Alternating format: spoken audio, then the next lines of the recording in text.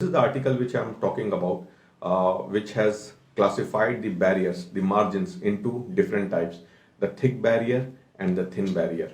So if we go into the details, so like you have thin barriers like fascias, the epineurium, the vascular, if there is artery and vein, they are enclosed in the vascular sheet. So these are all thin barriers.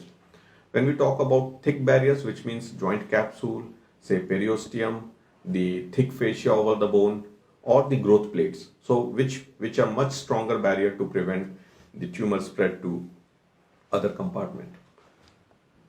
So now these barriers are further quantified based on, though a thick fascia may be just look a millimeter, but their strength to prevent is quantified like it is up to 2 centimeter. If there is a breach, then the quantity is further decreased. Say it will decrease by 1 centimeter. When we see the joint cartilage, it is equivalent to almost 5 centimeter of a barrier. When we talk thin barriers like vascular sheet and fascia, it is like equivalent to 2 centimeter. So which means, suppose if there is a artery and vein and we have a barrier over it, vascular sheet, which is a thin barrier, though the tumor may be reaching up to there, it's compressing. So even if you remove the vascular sheet and free your vessels, it gives you a 2 centimeter barrier. So it is very much acceptable. So that is what we meant by thick barriers and thin barriers. So this is all theoretical. When we come to the practical aspects, many times I read this 1,000 times before I started practicing. But when it came to my practice, so ultimately what do we mean by margin? How do we see that? Let's see this with clinical examination.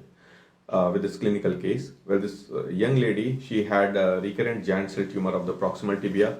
She was operated 4 times elsewhere, and now she had the challenges where one, she had a recurrence, she had contamination from the previous surgeries, and it was also infected.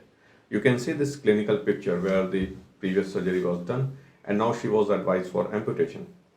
But since it was a benign tumor, locally aggressive disease, we decided to go for limb salvage surgery. And you can see that the concept when there is a whatever the biopsy tract or the previous surgical scar, everything has to be excised with a wide margin we have done. And then you can see here you can see the posterior tibial neurovascular bundle behind the tumor here. What we can highlight, we have resected the tibia and we have taken it out, keeping a margin over the vessels. So if we see by video, we will understand it better.